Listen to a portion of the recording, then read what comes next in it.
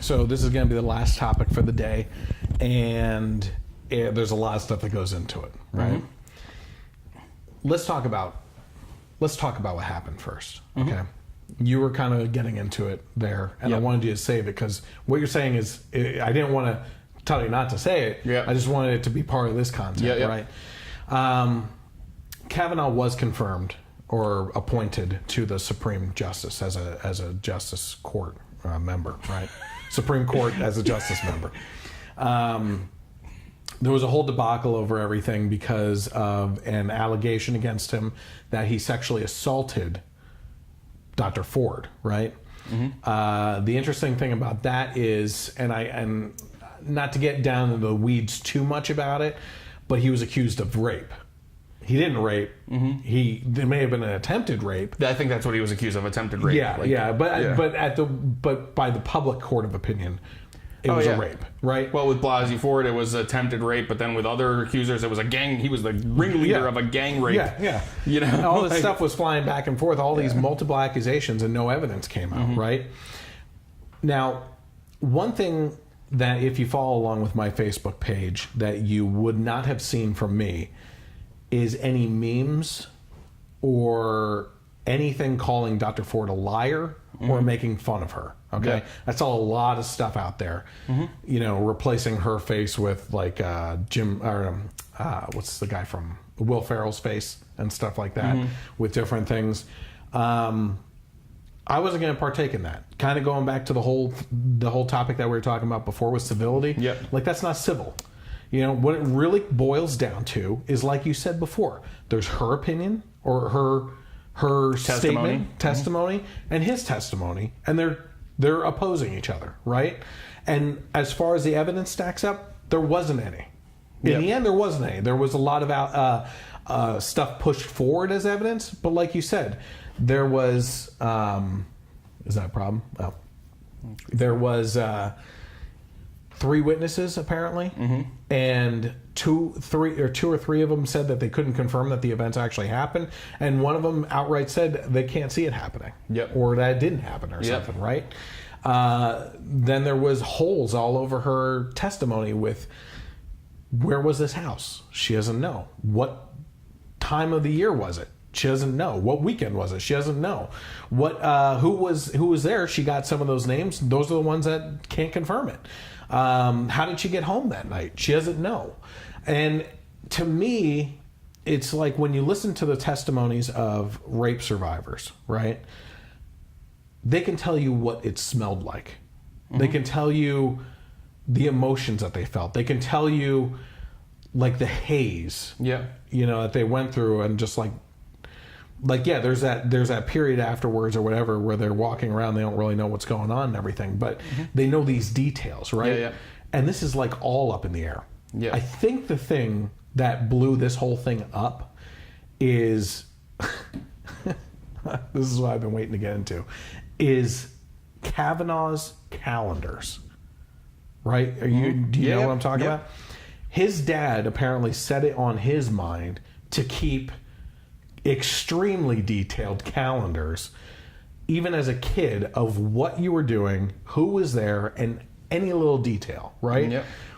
So he gets accused of this, and immediately he brings out these calendars of that year when he was in high school or college? Yeah, high school, like senior high school or something. High schooler with calendars saved that long, and what he was doing. Now that seems bonkers.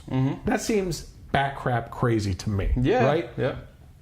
But what have we learned over the last year? We had Mike Pence ridiculed because he refuses to be in a room alone with another female without at least one other person being present. Typically his wife is what he prefers, right? And he got mocked, he got ridiculed. How dare you? That's sexist and everything. What happened right after that? Hashtag Me Too movement. Right? Who wasn't part of that? And Mike Pence. Here we have Brett Kavanaugh doing something that the rest of us would think is insane. Why would you keep a detailed calendar of what you do, right? As a kid. That doesn't even make sense. What happens? He's accused of attempted rape right? Mm-hmm. And he has a calendar of that freaking year, right? As a kid. Yeah. Right? Now, I'm not saying that, I don't know what I'm saying. What I will say, though, is I personally believe God put it on the heart of these two men to do exactly what they were doing in preparation for times like this. Yep. I'm not saying he's innocent. I'm not saying he's guilty. What I am saying is those calendars are a hell of a thing to have. Yep. In regards to that. That was insane to me. Okay. Yep. Going back to what I said about Dr. Ford, though, you won't find me calling her a liar. You won't find me saying that she is making fun of her with memes or anything like that. The evidence isn't there to support either one of them. I can't say that she's lying just as much as I can't say that he's innocent. Yeah. Right? It's a mess. Right? But for the Democratic senators involved in this to do the things that they did and say the things that they're saying make absolutely no sense to me, right? To kind of dig down into the weeds a little bit further, and then I'll let you get to whatever you want to say. Dianne Feinstein was made aware of this in July. She sat on it for, 6 weeks? Until the confirmation hearing was over, and the day of or the day after released this information, right? Now, she says that this was because that Dr. Ford wanted to keep her identity private. In the follow-up hearing that involved Dr. Ford, one of the senators, I believe it was Ted Cruz, said if you wanted to have a confidential meeting to go over this allegation and investigate this privately, we have things in place that we can do that. Yep. So there was no reason to hide it that long. Lindsey Graham said it too. If you wanted an FBI investigation, you could have come to us. Yeah. And we could have done it. And here's the other thing. Right into that. An FBI investigation. Joe Biden said back in the day when it came to Clarence Thomas, or maybe it wasn't Clarence Thomas, maybe it was someone else. I'm not really sure. An FBI investigation will not give you a opinion on whether Kavanaugh was guilty or not. It would tell you that whether what they pointed out and witnesses said, it would just present you with a table of evidence, right? And all that was already provided. Yep. The witnesses were laid out. The Republicans investigated it.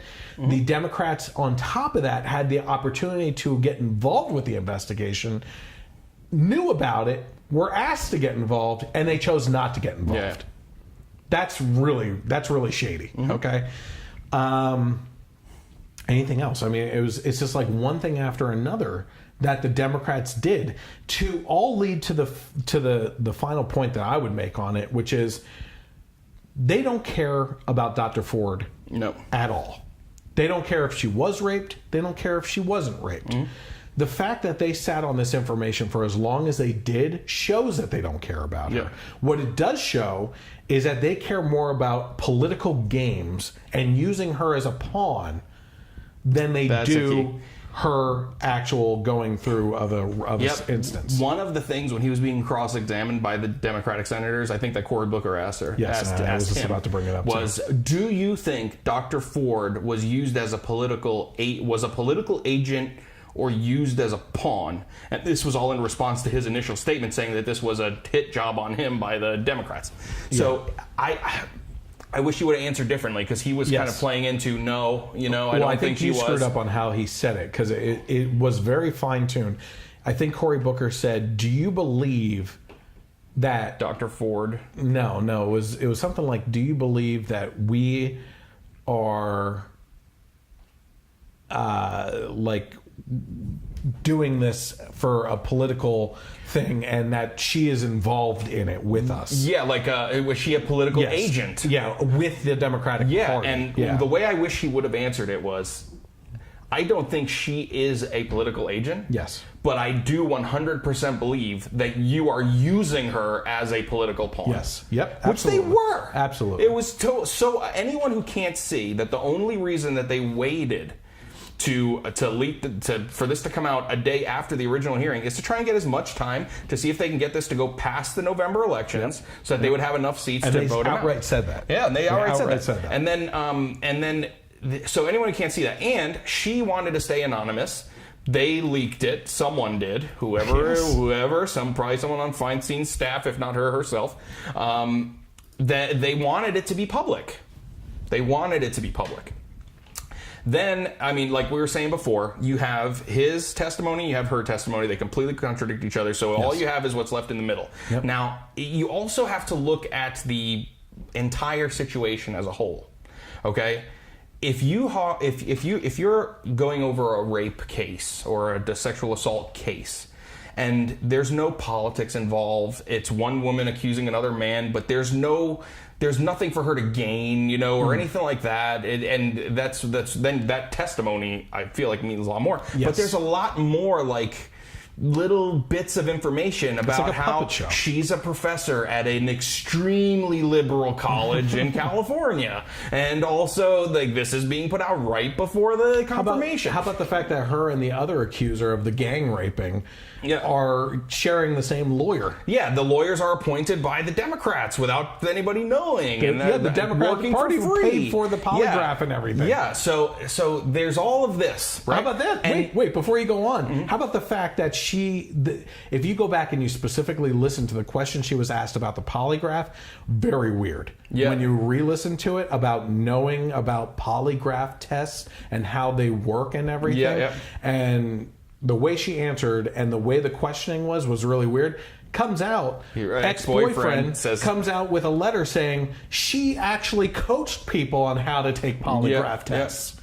Yeah, so there's that. So there's all these other things. So basically, all of the evidence in between points at this not happening, as far as him being the one to do it. Now, that's not saying something didn't happen to her. Right. Yes. And that's what we're going to get into. I believe that something happened to her. I don't think she's a bad person per se. Exactly. Especially if she wanted this to stay confidential and everything like that. But we were talking about what you remember, right? I even buy into that when something traumatic happens, you can kind of focus in on the traumatic thing and other stuff can become hazy or clouded. But one thing that I saw online that makes a lot of sense to me. Okay. Something like that happens to you. The person that takes you out of there and takes you home is your hero for life. How do you not remember that person? Yeah. You know what I mean? It was verifiably too far away for her to walk that distance home. And I think she even said someone took her home. Even if that's the case, if you can't remember who it was, wouldn't someone have come forward and said, I was one that took her home? Not even, so she said she didn't tell that person. She didn't tell anyone for decades that this happened. But wouldn't you come forward as a person and say, I remember driving her home from a couple parties. It may have been one of those times or something. No one's come forward for that. Yeah, and the biggest thing is that the people that she stated can't back up her story, and one even refutes it completely. Yeah. Like that's huge. And so based on all of this, can you completely derail someone's life? And there are people on the left that say you can. There's a story going on right now with Cristiano Ronaldo, who's like my favorite athlete in the world, Portuguese soccer player. Accused of rape from 2009.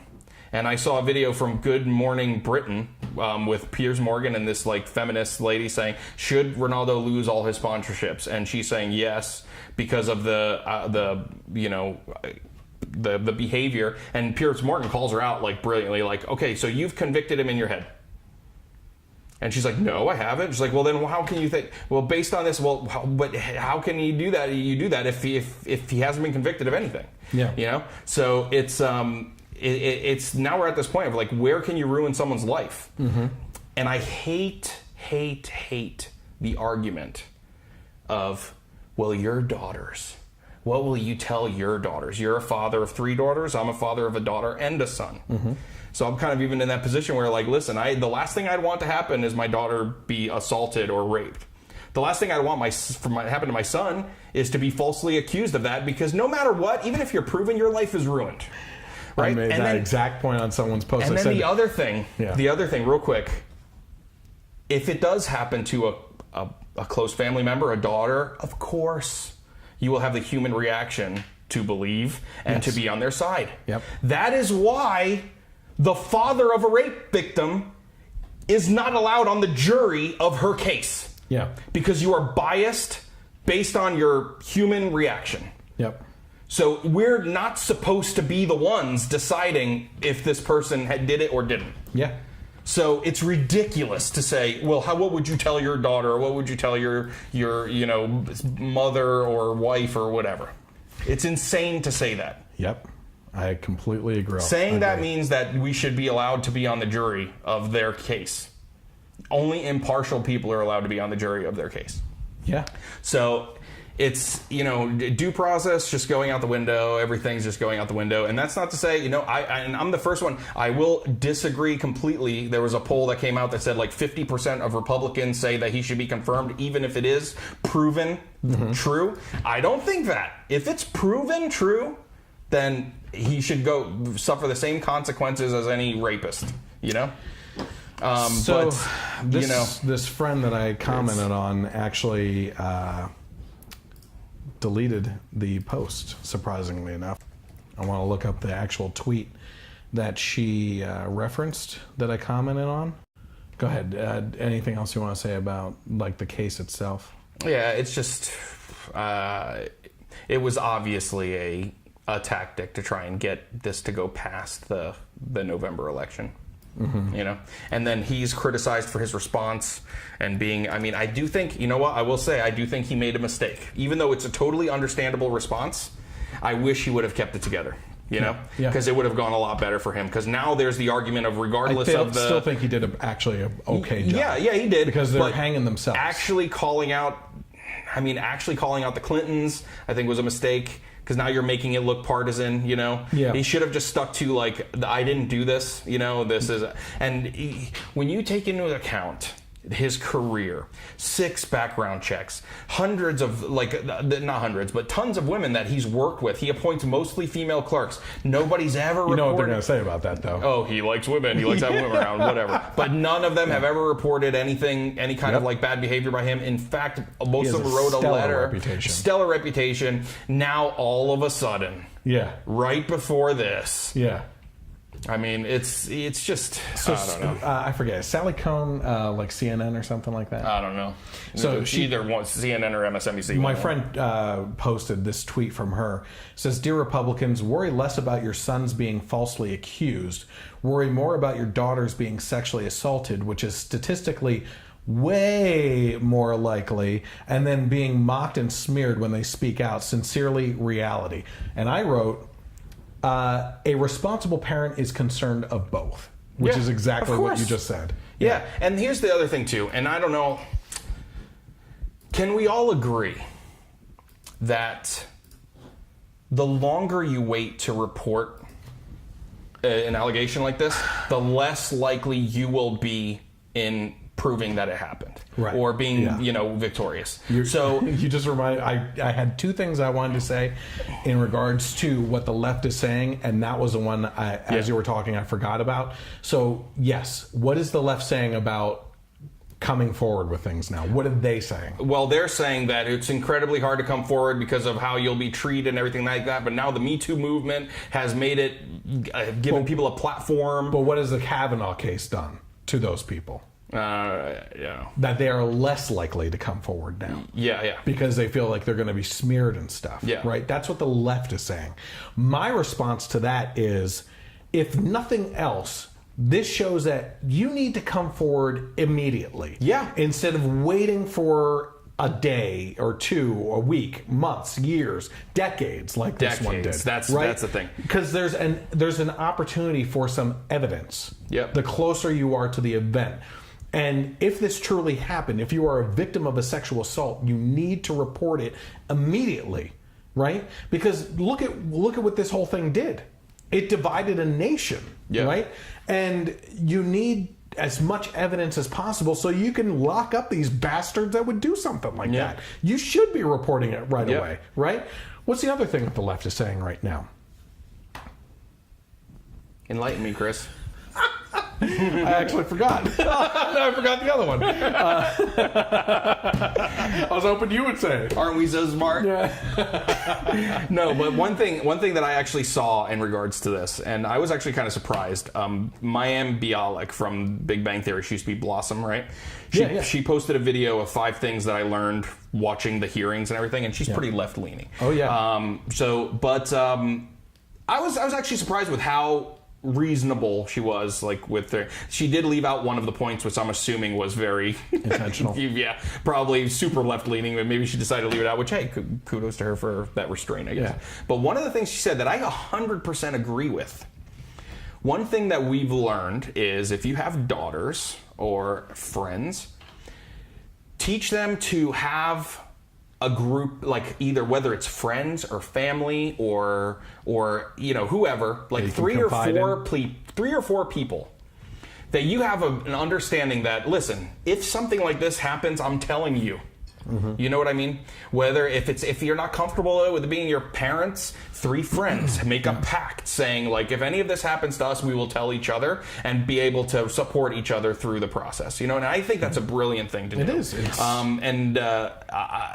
something that I'll definitely do with my daughter. Yeah. So you kind of have it set ahead of time, especially with the parents. That, listen, if this specific thing or anything like it happens, you can tell me or tell someone else, even if you're embarrassed to tell us. It's the more you parent, the more you understand how hard it is to teach them that they can come to you with anything. Yep. Because they get scared of any type of consequences or punishments and stuff like that. So there's always this reservation on telling you the truth on things. Kids will always lie about like who did what and everything. Yeah. So that becomes inherent in their responses to parents and everything. So that's the challenge that we have to have as parents, to be able to tell our daughters, please come to us with this. Like, you feel like maybe you're going to get a certain reaction from us or something like that. Mm-hmm. Believe me when I tell you, we are here for you, and we will do anything to protect you. Yeah.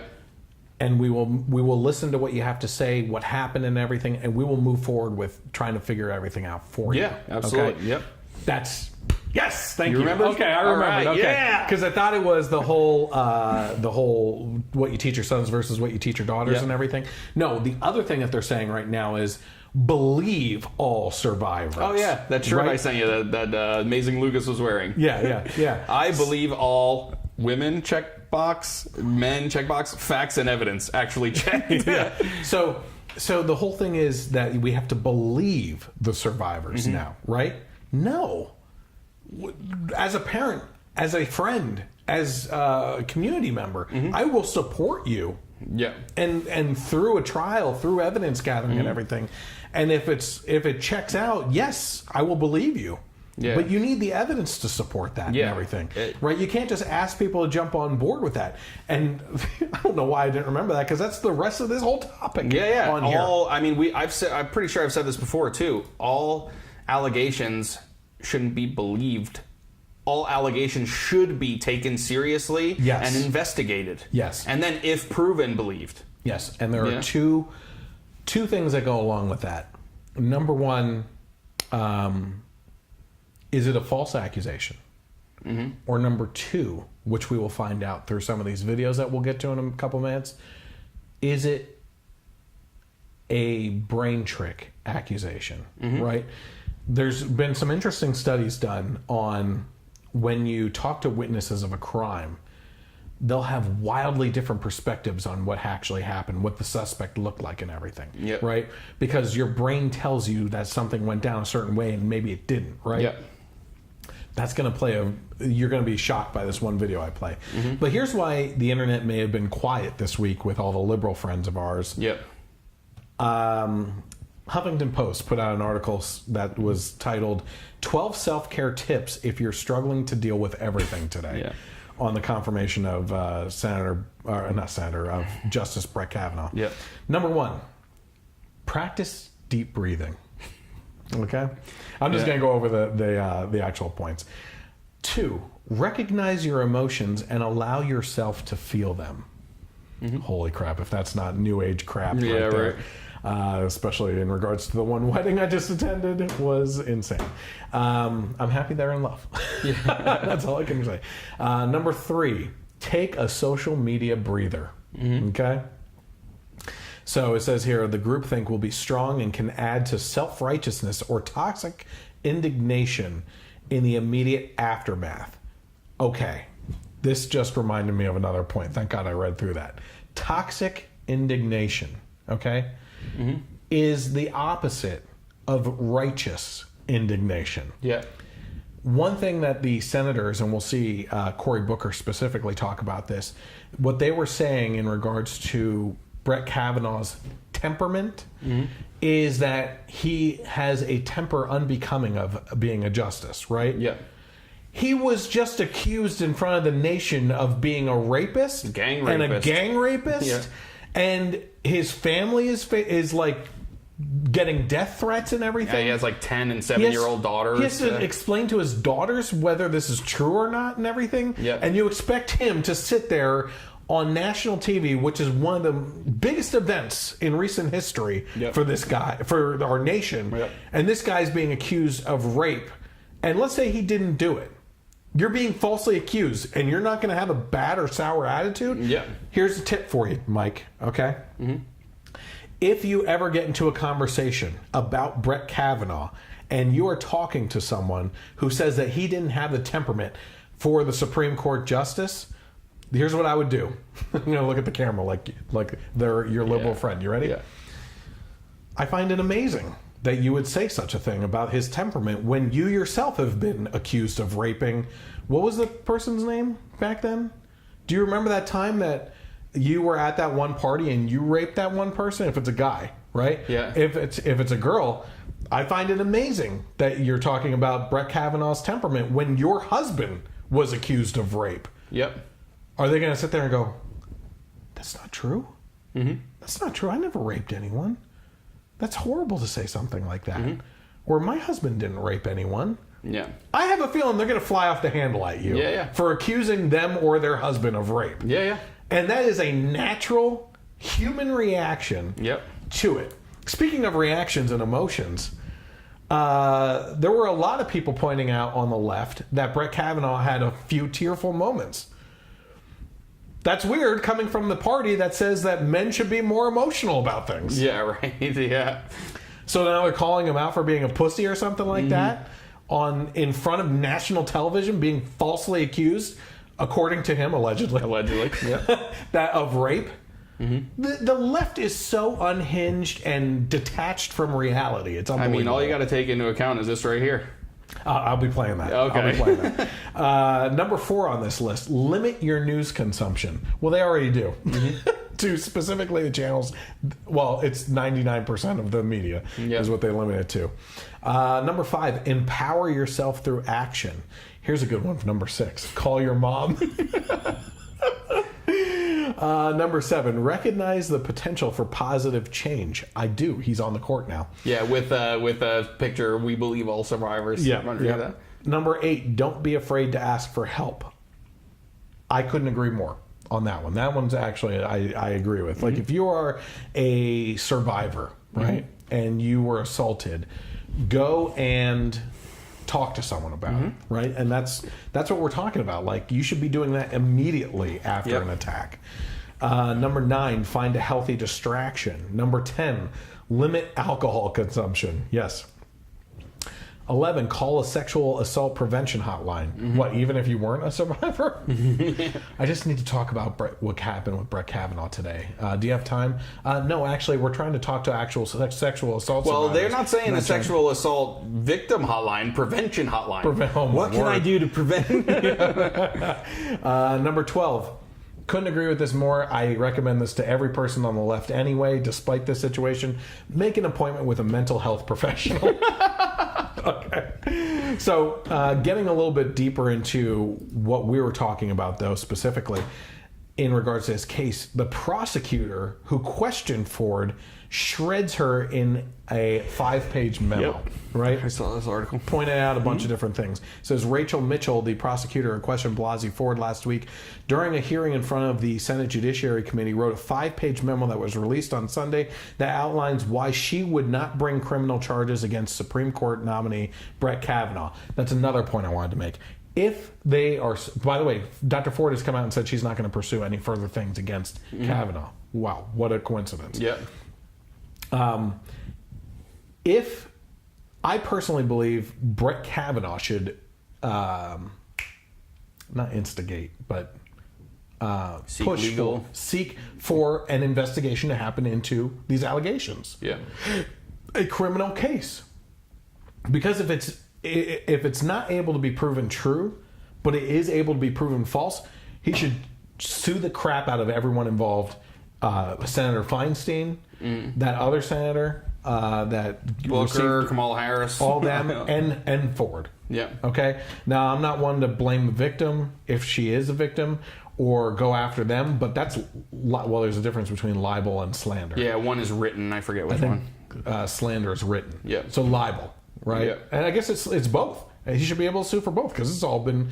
You cannot look up Brett Kavanaugh for the rest of his life without him. Oh, this is history now. This is it. Yep. So had he not been confirmed to the Supreme Court, he would not be able to get a job. Yep. Just like they brought up all the Clarence Thomas, Anita Hill videos. Yep. If anything ever happens in the future, Kavanaugh videos will be all over the place forever. It's done. Yeah. So if he is innocent, he should sue the crap out of everyone. Yeah. Mitchell's memo notes 9 significant problems with Ford's testimony and underscores that her case is even weaker than a he said, she said case. A he said, she said case is incredibly difficult to prove, but this case is even weaker than that. Dr. Ford identified other witnesses to the event, and those witnesses either refuted her allegations or failed to corroborate them. For the reasons discussed below, I do not think that a reasonable prosecutor would bring this case based on evidence before the committee, nor do I believe that this evidence is sufficient to satisfy the preponderance of the evidence standard. So you can go through and actually read through all these. I'm just going to give you the headlines for each point. Dr. Ford has not offered a consistent account of when the alleged assault happened. Bunch of different dates and what happened there. Number 2, Dr. Ford has struggled to identify Judge Kavanaugh as the assailant by name. Remember what I said about your brain playing tricks. We're gonna see a specific video on this from someone completely unrelated to this. Number 3, when speaking with her husband, Dr. Ford changed her description of the incident to become less specific. Yep. Number 4, Dr. Ford has no memory of key details of the night in question, details that could help corroborate her account. And there's a whole list of things there. Number 5, Dr. Ford's account of the alleged assault has not been corroborated by anyone she identified as having attended, including her lifelong friend. More evidence there. Number 6, Dr. Ford has not offered a consistent account of the alleged assault, so the details of the assault have changed as well. Number 7, Dr. Ford has struggled to recall important recent events relating to her allegations, and her testimony regarding recent events raises further questions about her memory. So things are changing, with this whole case. Number 8, Dr. Ford's description of this physiological impact of the event raises questions. So she's talking about PTSD, psychological, sorry. Yep. Physiological is physical things changing. Yep. So she's talking about PTSD and stuff like that. Number 9, the last one here, it says the activities of congressional Democrats and Dr. Ford's attorneys likely affected Dr. Ford's account. Okay? So that is the prosecutor that they brought in, saying this would not make a case at all. Okay. Now, getting into it a little bit further here. Huge development, this according to the Conservative Tribune. Feinstein moves to seal the FBI investigation that did happen as the case collapses. Well, when did this come out? October 2nd. Okay, because I've been hearing after that a lot of the Democrats wanted to open it up for everyone to see. Yeah, probably initially, but then now Feinstein wants to seal it. Says for the past couple of weeks, Democrats and their liberal media allies have publicly exonerated Supreme Court nominee Brett Kavanaugh over a number of uncorroborated allegations and unverifiable rumors of criminal wrongdoing, essentially convicting and sentencing him to political death in the court of public opinion. So it's a whole article here you can actually go back and read, but Senator Feinstein has moved to seal this investigation, which the Kavanaugh appointment was put off by a week for the FBI to dig deep into all these allegations and the witnesses and any evidence that Dr. Ford and her attorneys put forward to see if there was something that they could dig up, and nothing came of it. Yep. So Feinstein, the one who used Dr. Ford as a political pawn and put off this for weeks sitting on this information, is now moving to seal the FBI investigation that her herself called for. Ridiculous. Yep. Let's go to Cory Booker. Basically saying it doesn't matter if Kavanaugh is innocent or guilty. Let's hear what he had to say. Beyond the vicious partisan rancor that is going on, beyond the accusations, we don't lose sight of what this moral moment is about in this country. And ultimately ask ourselves the question, is this the right person to sit on the highest court in the land for a lifetime appointment? And then ultimately, not whether he's innocent or guilty, this is not a trial, but ultimately, have enough questions be raised that we should not move on to another candidate.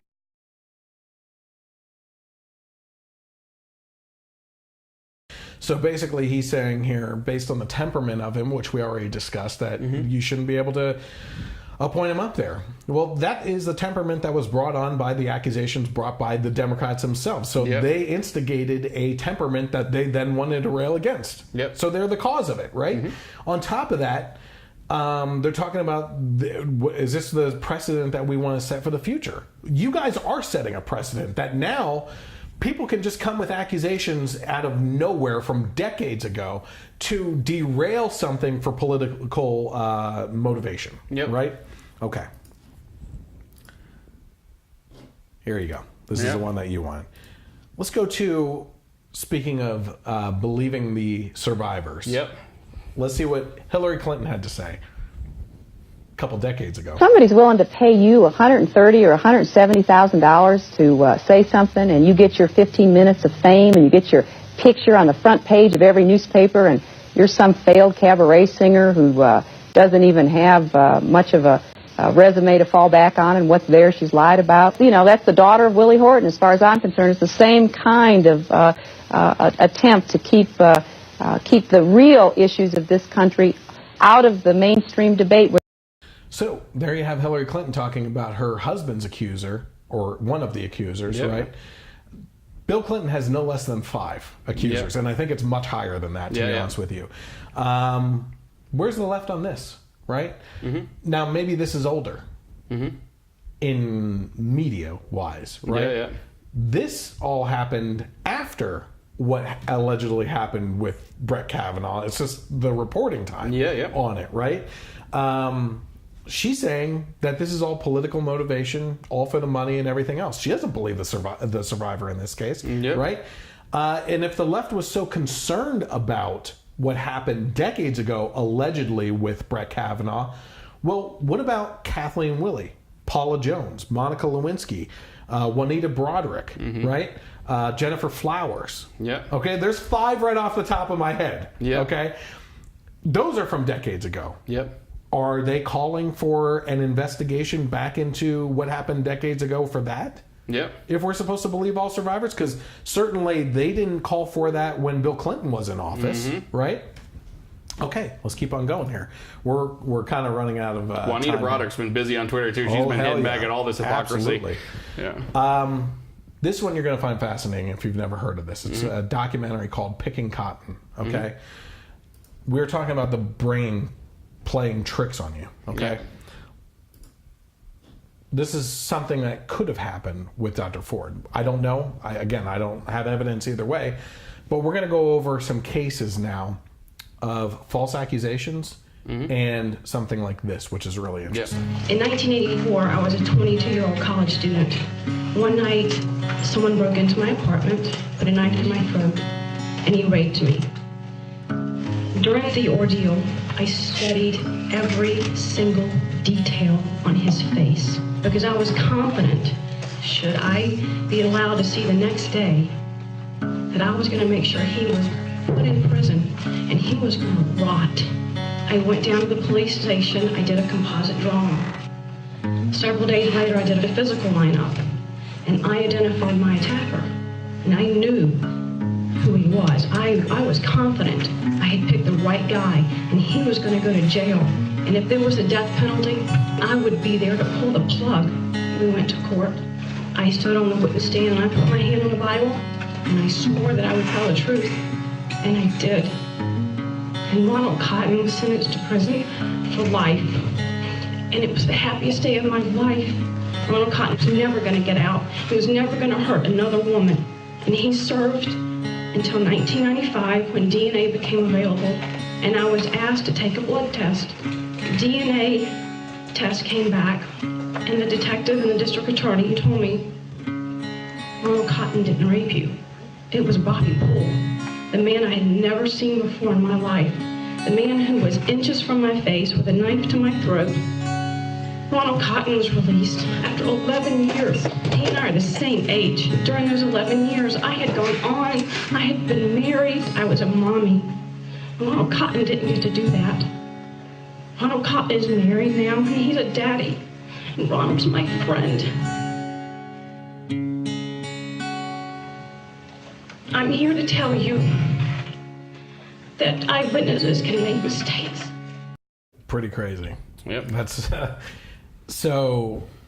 It's supposedly a pretty amazing story. You know, we're going off of believe all survivors. In this case, she believed herself. Yeah. Right? She falsely accused someone in a lineup, and it didn't turn out to be him, and he served 11 years and everything. A guy that should have been completely bitter. This guy was falsely accused. He sat rotting in jail for 11 years of his life based on a crime that he didn't commit, right? You would think he would get out of there and be completely pissed off at the situation and her specifically. They're friends now. Yep. That's the power of forgiveness right there. Yeah. And everything. But that just goes to show you that one of the things that she said right in the beginning of this video was, I studied every detail of my attacker because I thought if I survive to get through this, I'm going to make sure that they rot in prison. Yeah. She studied him. That's what Dr. Ford said too. Yeah. When she talked about putting his hand over her mouth and everything, right? So, like you said, could something have happened to her? Could she be a sexual assault survivor? Yes, absolutely. But when you listen to both of their testimonies, I came out saying, I believe something happened to her. I don't believe that Brett Kavanaugh did it. Yeah. You know? Okay. So moving on here. There's that. Here's another headline that just came out on October 9th. What did it say? The 12th? Yep. So very recent.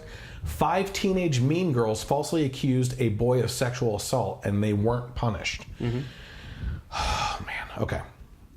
Several high school girls, dubbed mean girls, claim a male student sexually assaulted them because they just don't like him, in quotes.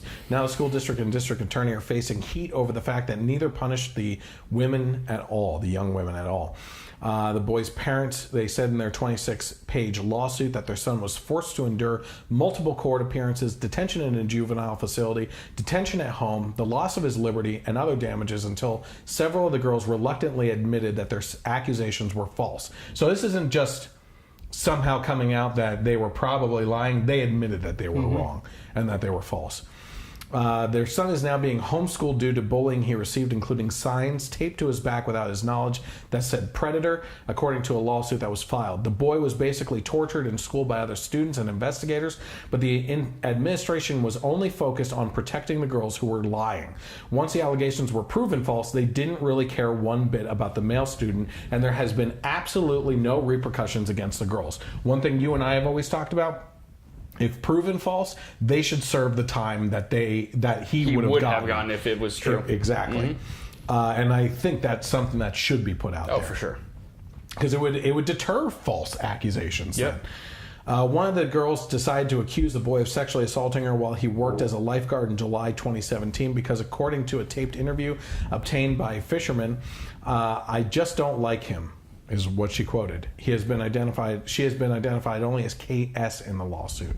The lawsuit states the girl told classmates in October 2017 she would do anything to get the boy expelled, so she accused him of sexually assaulting her at the pool.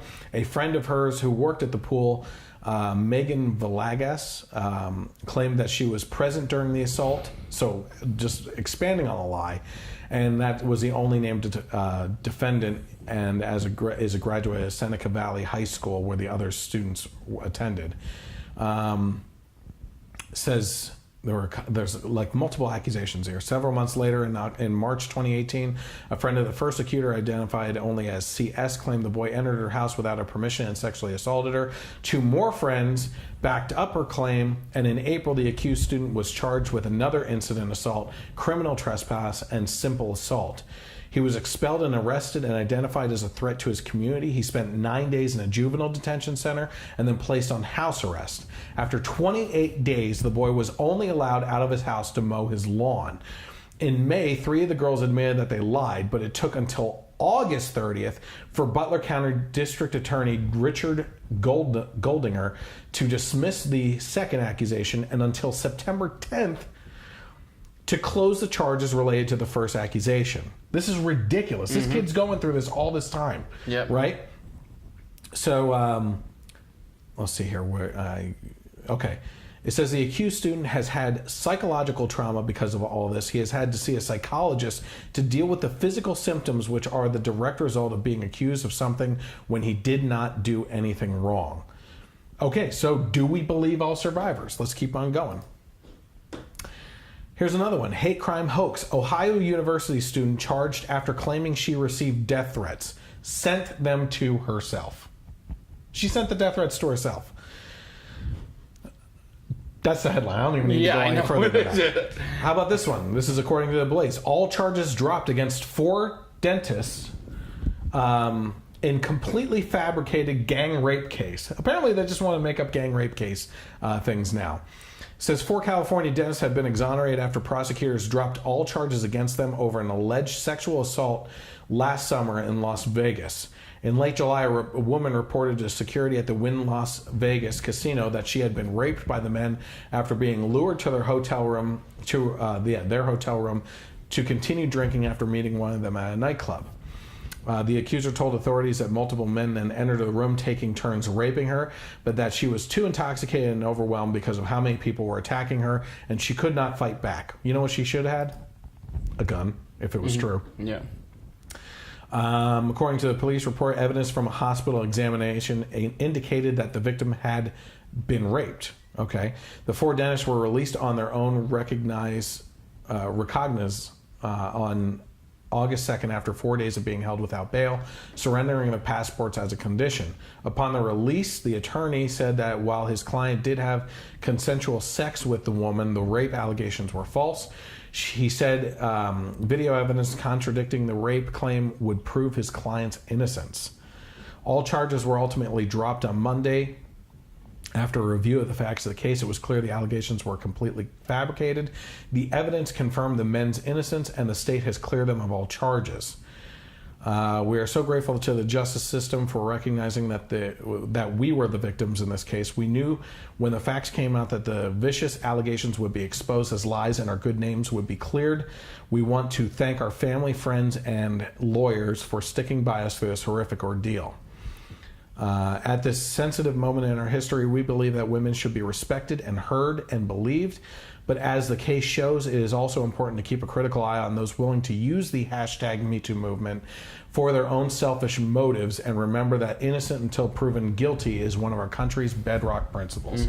A freaking men. Yep. Okay, how about this one? Here's another headline. September 29th of last year, so within a year, okay? Yep. Man cleared of rape after victim's Facebook messages expose her bragging. Okay? George Owen, 21, was subjected to a 2-year ordeal after the woman, now 20, said he forced himself on her in an alley. Mr. Owen was this week cleared by a jury at Manchester's Minchell Street Crown Court after it was shown the woman's Facebook messages. Writing to her friend about the allegations, she said, "OMG, ha ha ha ha, my mom knows.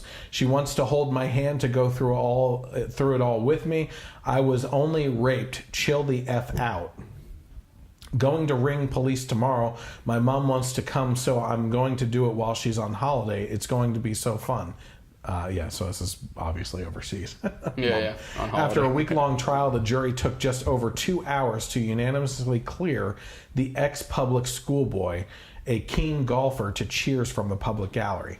Okay, another one falsely accused. I'm seeing a trend here that can happen. Yeah. You know. Well, you have it up. I'll take a break. So another one from October 1st. So just a couple of days ago, woman who lied about being raped by college football players sentenced to prison. Bridgeport, Connecticut, New York woman who falsely accused 2 Sacred Heart University football players of raping her during a college party in 2016 has been sentenced to prison. She was 20-year-old Nikki Ovino appeared to roll her eyes as one of her victims told the court about how her lies had caused severe negative repercussions on his life.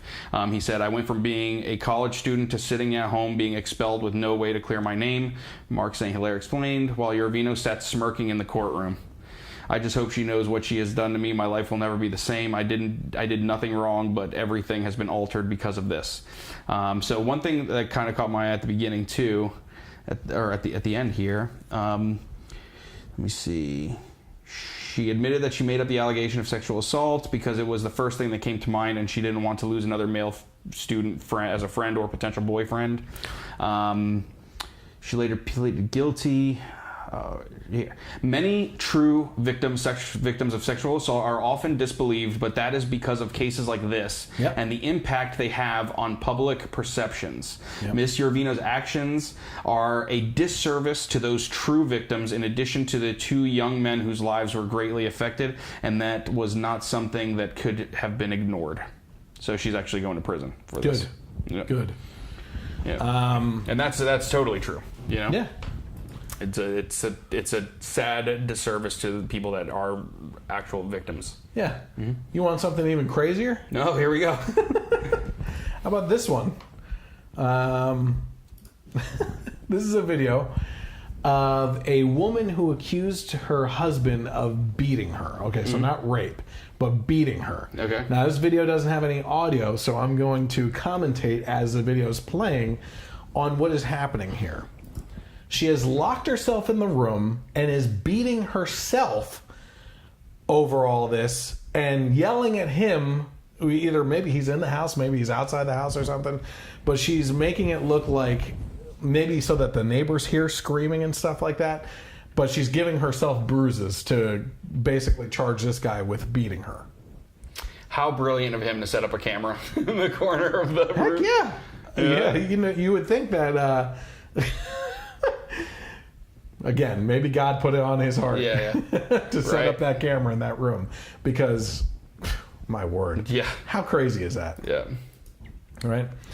How about this? The Duke lacrosse players. Oh, of course. Yeah. That were falsely accused of raping that stripper. Came out it wasn't true. Al Sharpton still defends her that it was true. She's come out and said it wasn't true.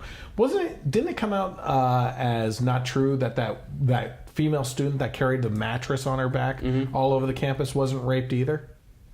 Oh, I think so, yeah. How about I talked about Ellison Tillett? Keith Ellison? No. But yeah, you're right there too. Where's the left on that? There's tons of cases right now going on false accusations left and right, and the left wants you to be shamed into submission if you disagree. If you support Brett Kavanaugh, they want you to feel shame that how dare you even question the survivor, right? Yeah. And I find that really interesting because I'm going to go to another post that one of my friends put up, because I think that what we're talking about all the time is that we need to have a conversation, right? Yeah. That we need to bridge these things with each other, and that We need to have these open conversations and everything. But all I keep on seeing is conversation enders. Yeah. Right? It's these people that say things in a certain way to to make it so that you can't respond or you're an a-hole. Yep. Right? Here's what one person said. She asked a bunch of people on Facebook. Never mind. I'm not even going to do this one. Let's do this one up here. In the Bible, Thomas says he will not believe what Jesus has survived unless he can stick his hand into the wounds. But this is not a reasonable thing to ask of someone who is not God, to stick your hand into their wound. I am tired of watching people become wounds. Half the internet is a wound. Have you stuck your hand in it enough? Do you believe yet? The #MeToo movement lurches forward over a path of scars. The change is so slow and the sacrifice it demands so great. Okay? So how dare you question, right? This is it. Okay, here's another one. She posts a video of this guy. I didn't even watch it, but it defeats the purpose because remember what I said about raising walls and you don't hear anything anyway? Yep. I didn't watch the video because of what she said on it. I said, this guy gets it. Men, we need your voices. We need you to talk to your brothers and friends. I read one post that similarly said something like, every time you question an accuser's credibility or ask why it took them so long to report, a woman that you know and love silently decides they can't trust you. Unfortunately, I have a number of people on my friends list that fit into this category, and it's too bad for them because I'm awesome. Did you respond at all? No. She's not worth responding to. Okay. Must not be that awesome. She was a really cool person, I thought. And, here's the thing. This happens to also be the person who's really good friends with another, I would say at this point, they're both acquaintances from high school, right? And this other girl, this other woman was this other broad. Yeah. Was out in Hollywood. Yeah. It was either Hollywood or LA or something like that. Talking to what? I'm just admiring it. I think it looks really cool. Was out in LA preaching the gospel to porn stars. Mm-hmm. And getting them out of the industry. Mm-hmm. And I thought, holy crap, that's amazing. Yep. And I thought, this woman really gets it. Yeah. She follows the word of the Bible. But everything that she and this one post now is, I heard someone recently say, you can't be a Christian and vote Democrat today, or liberal, right?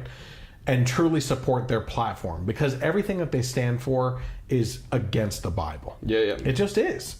And I said to my friend, we had this conversation on the phone, and I said, I don't feel that that's necessarily true. I think that there's some undertones to that are true.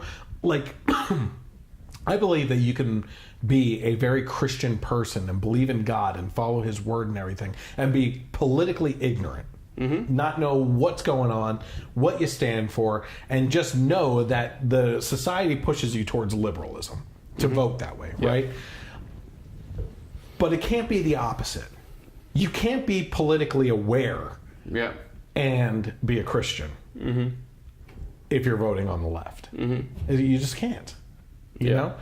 And you're fooling yourself and you're lying to yourself if you believe the lies of racism, sexism, and everything else that the left continually throws at the Republican side when you actually look through history and see who voted for what. Yep. So all that to kind of go along the lines and say, after all these false accusations that we went over, proving that this does happen. The left obviously wanted Brett Kavanaugh to be kind of shamed on the Supreme Court, right? That he wouldn't get a warm reception, yeah. This is according to Unbiased America. The headline says, Brett Kavanaugh's warm acceptance by the Supreme Court today, including by the liberal justices, has Democrats sorely disappointed. So it goes on to describe how all of them kind of welcomed him onto the Supreme Court and everything. Mm-hmm. They even had a picture of Ginsburg, like kind of like like looking sour about it. Yeah. That's the way she's always like Yeah, this. yeah. Like she can't lift her head up. Yeah. Like the 14th Amendment thing, that interview she was on, she was like this the whole time. It's like you're trying to use a picture of her in her natural state to like put sour grapes on Brett Kavanaugh, and she can't go from this. It looks sour all the time. She's freaking half dead. Yeah. You know, like it just blows my mind what these people are doing all the time. It drives me nuts. But yeah, so that's that. Anything more on Brett Kavanaugh at all or anything? No, I mean, we've pretty much covered it. I just can't wait to see how the left will try to attack Amy Barrett. Since they can't use the rape card. Barrett, yeah. Yep. And now, if anything, I really do think now, just because of all of this, with a man being accused of sexual assault, that if he gets another opportunity, she is next. Oh, yeah. Like, what are they going to do to her? You know, it's going to be her Catholicism and her stance on abortion, and that's going to be the main attack, just like they've done to her already in her questioning and for the court that she's on now. You know, so but we'll see how that goes. Yeah, the crazy thing about that is also the fact that Kavanaugh wouldn't have been my pick. Yeah, no, as a conservative, he was middle of the road. Yep. Leaned right? Yep. And Amy Barrett was my top choice. I wanted her. Yeah, that was my top choice too. But here's what happened. Donald Trump, President Trump, threw the Democrats a bone with Kavanaugh. Yeah. Like, hey, I just appointed Gorsuch, very conservative. Here's what I'm going to do. Next appointment is going to be kind of a right-leaning but middle-of-the-road guy. You guys tore him apart. Yeah. Just wait for Ginsburg to keel over more. Okay? Or retire. Yeah.